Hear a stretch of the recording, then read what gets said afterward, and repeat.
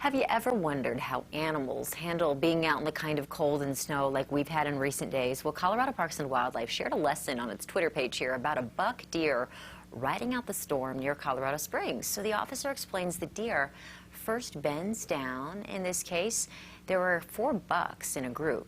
And as the storm intensified yesterday, watch here, they just let snow pile up on their fur and antlers.